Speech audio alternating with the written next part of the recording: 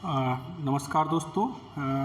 मैं जितेंद्र सिंह बिका आपका बांगड़ कॉलेज के यूट्यूब चैनल पर स्वागत करता हूं। जैसा कि आप देख पा रहे हैं कि हम आज डिस्कस करेंगे राजस्थान का उच्चावच या फिजियोग्राफी ऑफ राजस्थान।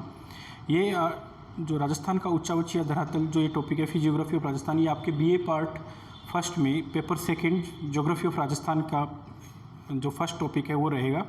इसके अंतर्गत हम जो अध्ययन करेंगे वो राजस्थान के भौतिक प्रदेश का बेसिकली अध्ययन करेंगे। जिसके अंतर्गत अगर हम देखें तो राजस्थान को हम बेसिकली 4 भाग में डिवाइड करते हैं। प्रथम है पश्चिमी मरुस्थलीय प्रदेश, सेकंड है अरावली पर्वतीय प्रदेश, थर्ड हम डिवाइड करते हैं पूर्वी मैदानी प्रदेश, और फोर्थ जो हम डिवाइड करते हैं वो है दक्षिणी पूर्वी पठारी प्रदेश, जिसको हम हाड़ौती का पठार भी कहते हैं। जैसा कि आप सब भी जानते हैं राजस्थान फिजियोग्राफिकली बहुत ही ज़्यादा डाइवर्स है, बहुत ही ज़्यादा इसमें वैरायटी है। जियोलॉजिकल सेंस में भी देखें और फिजियोग्राफिक सेंस में भी अगर हम देखें, दोनों ही तरह से बहुत ज़्यादा डाइवर्सिटी मिलती है यहाँ पे।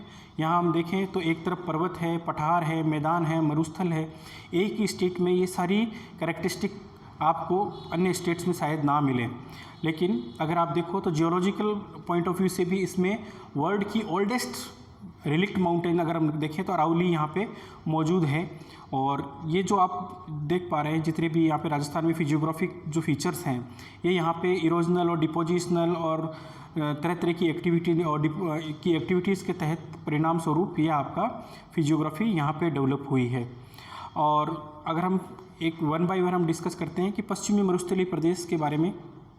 जो पश्चिम मरुस्थलीय प्रदेश है वो आपका अगर हम डिवाइड करें तो इसको हम 2 भागों में डिवाइड कर सकते हैं on the basis of the rainfall या और ड्राइनेस।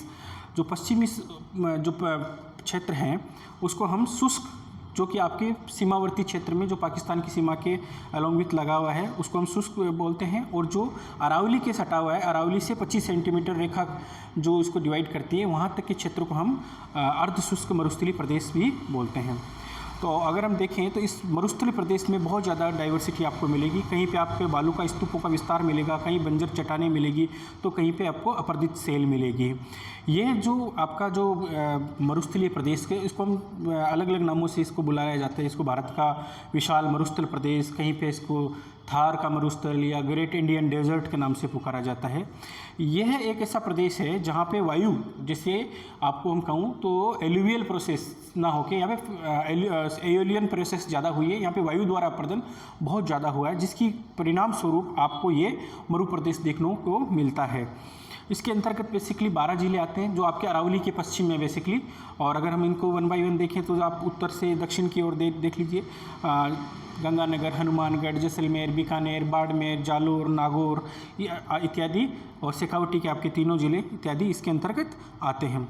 यह एक ऐसा डेजर्ट है जो विश्व के सबसे लाइवली डेजर्ट जिसको हम कहेंगे वो है, जिसके अंदर सबसे ज़्यादा जीवंतता पाई जाती है। वर्ल्ड के और भी डेजर्ट्स आपको इन्हीं लेटीट्यूड्स पे, इन्हीं वेस्टर्न कोस्ट पे आपको बहुत सारे मरुस्थल मिलेंगे, चाहे आपको अफ्रीका हो, चाहे सदर्न अमेरिका हो आपको, और वेस्टर्न अमेरिका हो, आपको सब जगह वेस्टर्न इन्हीं लेटीट्यूड्स के ऊपर आपको डेजर्ट्स मिलेंगे। जो बात आपके थार के मरुस्थल में है वो शायद अन्यत्र कहीं नहीं पाई जाती, क्योंकि इस मरुस्थल के अंदर एक खास बात है कि ये वर्ल्ड का सबसे लाइवली डेजर्ट माना जाता है।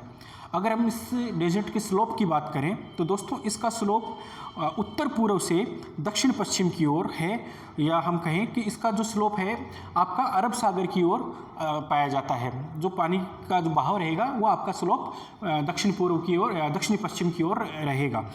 और राज्य इसका संपूर्ण क्षेत्र यहाँ पे छोटी छोटी पहाड़ियाँ, चट्टानें इत्यादि पाई जाती है। और इसकी समुद्र तल से अगर हम ऊंचाई देखें तो 300 मीटर तथा दक्षिण भाग की लगभग ऊंचाई 150 मीटर है। तो इसका मतलब ये हुआ कि उत्तर की ओर देखें, उत्तर पूर्व की ओर देखें तो इसकी ऊंचाई लगभग 300 मीटर के आसपास है। और धीरे धीरे स्लोप अगर आपका साउथ वेस्टर्न डिस्ट्रिक्ट्स की तरफ हम बढ़ते हैं तो इसका स्लोप मात्र मीन सी लेवल से आपका 150 मीटर रह जाता है।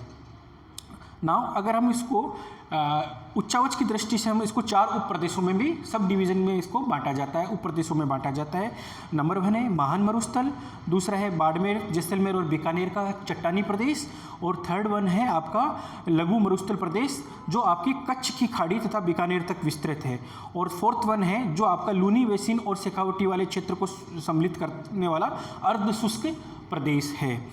अगर हम देखें, जैसा कि भी डिस्कस किया मैंने, जो मरुस्थल है आपका, ये पर्मियन कार्बोनिफेरस काल में समुद्र का यहाँ पे विस्तार माना जाता है।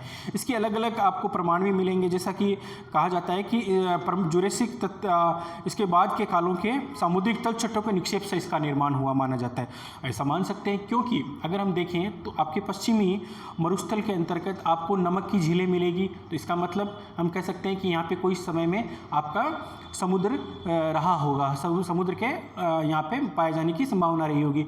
दूसरा आपका अगर हम देखें तो यहाँ पे आपको फॉसिल फ्यूल्स यानी जीवाश्म ईंधन के अवशेष मिलते हैं, जैसा कि आप कह सकते हैं कि जितने भी आपके कोयला, लिग्नाइट कोल के आपके डिपोजिशन वेस्टर्न राजस्थान में पाए जाते हैं, आपके यहाँ पे पेट्रोलियम के भंडार पाए जाते हैं, ये सब फॉसिल फ्यूल्स भी आपको अगर आप देखा जाए तो आपको कोस्टल एरियाज में पाए जाते हैं। तो इसका मतलब आज बॉम्बे हाई का एग्जाम्पल लें तो वहाँ पे आपको बहुत सारे फॉसिल फ्यूल्स मिलेंगे। तो इसका मतलब यहाँ पे कोई समय में आपका समुद्र रहा होगा। इसी फॉसिल फ्यूल्स को, जो आपका कोयला है, गैस है या पेट्रोलियम को जो डिपोजिशन है, इस आपके पश्चिमी मरुस्थल में पाया जाता है। इसका मतलब हम कह सकते हैं कि कोई टाइम में यहाँ पे समुद्र रहा होगा।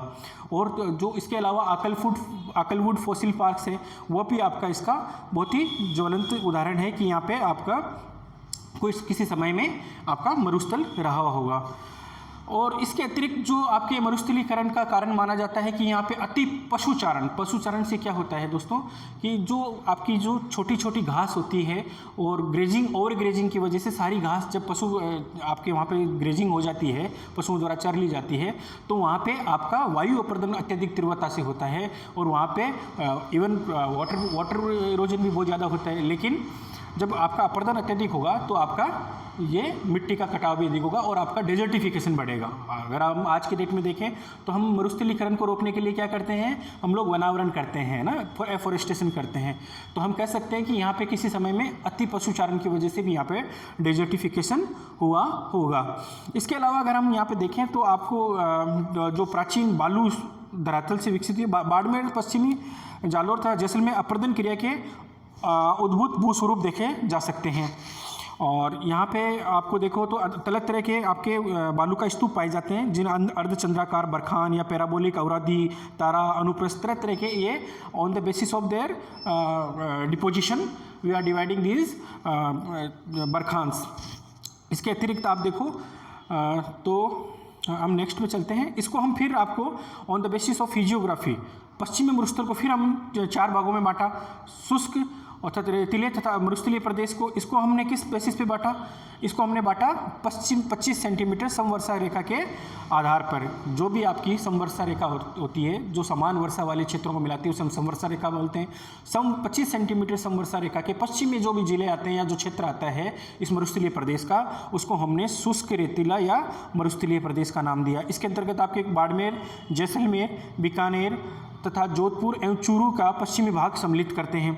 और इसमें अगर हम देखें तो बालू का स्तूपों का बहुत ही ज़्यादा वृहद विस्तार मिलता है, जो कि आपके 15 से 25 मीटर की ऊंचाई तक पहुंच गए हैं।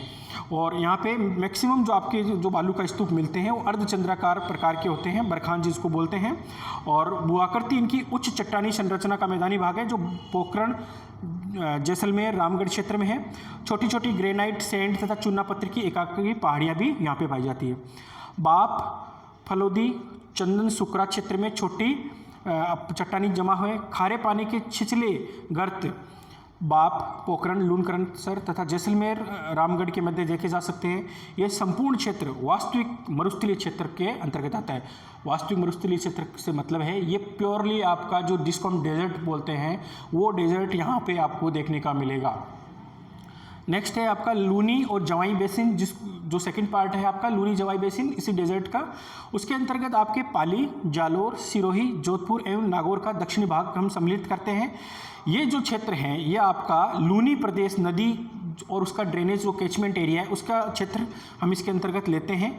और लूनी नदी जैसे आप सभी जानते हैं कि लूनी नदी अजमेर के पहाड़ियों से निकलती है और ये आपके दक्षिण पश्चिम में प्रवाहित होती हुई कच्छ के रन में समाहित हो जाती है। इसके अंतर्गत आपकी बहुत सारी इसकी जो लूनी की ट्रिब्यूटरीज हैं वो है जैसे आपकी जवाई है, गुइया है, बाडी है, मित्री है, सुकड़ी इत्यादि है, वो सब नदियाँ मिलके इस बेसिन को बनाती है और ये आपका इंटरनल ड्रेनेज पैटर्न होता है बेसिकली, और ये आपका इसी का पार्ट है। ये सभी क्या होता है, थोड़े समय के लिए प्रभावित होती है, इसलिए अंशकालिक प्रभावित होती है। इनका तल रेतीला होता है, बहुत ही ज़्यादा ये सैंडी है, और अनेक नाले तथा नदियों का वर्षा काल में इनमें कभी कभार जल प्रकट होता है, अदरवाइज ये मेजोरिटी ऑफ द टाइम ये आपके अंडर द सैंड ये बहती है। द थर्ड वन जो आपका है, जो आपका प्रदेश है विद इन आपका पश्चिमी मरुस्थलीय प्रदेश, उसको हम डिवाइड करते हैं, उसका नाम है शेखावटी प्रदेश और या बांगर प्रदेश। इसके अंतर्गत आपके झुंझुनू, सीकर और चूरू जिलों और तथा नागौर का कुछ उत्तरी भाग को हम सम्मिलित करते हैं। इसके यह प्रदेश मध्यम एवं निम्न ऊंचाई के बालू का स्तूपों से युक्त रेतीला मैदान है बेसिकली, या यहाँ पे हम यूँ कहें कि यहाँ पे मिक्स सॉर्ट ऑफ आपको फिजियोग्राफी मिलेगी। यहाँ कोई नदी न होकर छोटी छोटी अंतः प्रवाही धाराएं हैं। अब हम कहें तो नदियाँ न कह के अगर हम कंपेयर करें अदर स्टेट्स, तो ये बहुत छोटे छोटे नाले रूप में बहते हैं, जैसा कि मेडा, रूपनगढ़ यहाँ के प्रमुख नाले हैं जो कि अरावली पहाड़ियों से निकलते हैं आपके और सांबर झील के आसपास उसके अंदर आके गिर जाते हैं, लेकिन वो सीजनल हैं। और इसके अतिरिक्त हम देखें तो कांतली नदी का नाम आपने सुना होगा, जो कि आपकी अरावली की पहाड़ियों से निकलकर उत्तर पश्चिम में प्रवाहित होते हुए राजगढ़ के निकट रेत में समा जाती है। बेसिकली जितनी भी आपकी यहाँ पे पश्चिमी मरुस्थल में जो नदियाँ निकलती है, ये सैंडी डेजर्ट है, बहुत ही ज़्यादा रेतीला मरुस्थल है और बहुत ही छोटी छोटी नदियाँ निकलती है। एक तो रेनफॉल बहुत कम होता है यहाँ पे, और जो होता है वो आपका इस डेजर्ट के अंदर आपका विलुप्त हो जाता है। इसके अतिरिक्त हम यहाँ अगर देखें तो वर्षा बहुत ही कम होती है, और इसके दूसरा रीज़न है यहाँ पे वनस्पति भी अतिरिक्त बहुत ही कम पाई जाती है। यहाँ पे बहुत ही ज़्यादा आप देखोगे सॉल्ट लेक है यहाँ पे, या लवणीय ग्रत पाए जाते हैं, या नदी झीलें कह सकते हैं, जैसा कि आपने डेगाना है, सुजानगढ़ है, तालछापर है, डिडवाना है, कुचामन है, ये सभी इसके अंतर्गत आती है। और यहाँ पे सबसे बड़ी झील आपको पता ही है, जैसे कि सांबर झील है, जो राजस्थान की पश्चिमी राजस्थान की सबसे बड़ी झील है, अपितु पश्चिमी राजस्थानी पूरे भारत की सबसे बड़ी झील है। और सांबर झील लगभग आपका 25 किलोमीटर एरिया लंबी और 10 किलोमीटर चौड़ी, बहुत ही नागौर व जयपुर के बॉर्डर के ऊपर आपके ये स्थित है। और ये अपने आप में वेटलैंड को इसका दर्जा दिया गया है as per the Ramsar convention. और द लास्ट वन है आपका जो प्रदेश है वो है घग्गर का मैदान। ये घग्गर का मैदान बेसिकली आपका हनुमानगढ़ और गंगानगर जिले के अंतर्गत विस्तृत एक मैदान है, जो आपका घग्गर नदी की बाढ़ से निर्मित हुआ मैदान है। हालांकि घग्गर नदी को मृत नदी भी कहते हैं, क्योंकि इसका जो प्रवाह क्षेत्र है वो भी स्पष्ट रूप से नहीं है, और ये डेड रिवर भी कही जाती है। अपितु कभी कभार इसमें उफान आता है या नदी में बाढ़ आती है, और ये बाढ़ आपकी पाकिस्तान तक इसका एक्सटेंशन होता है। इस नदी को प्राचीन काल में सरस्वती नदी भी कहते थे। इसी की एक शाखा दशवती की शुष्क घाटी नौर बादरा में स्थित है, और यह संपूर्ण क्षेत्र एक समतल मैदानी क्षेत्र है तथा सिंचाई सुविधाओं के विस्तार ने इस राज्य का प्रमुख उत्पादक प्रदेश बना दिया है। इसी के साथ दोस्तों आज का जो टॉपिक है यही कंप्लीट करते हैं। नेक्स्ट हम इस फिजियोग्राफिक डिवीज़न के अंतर्गत हम नेक्स्ट टॉपिक उठाएंगे, और इसी के साथ धन्यवाद। Thank you so much.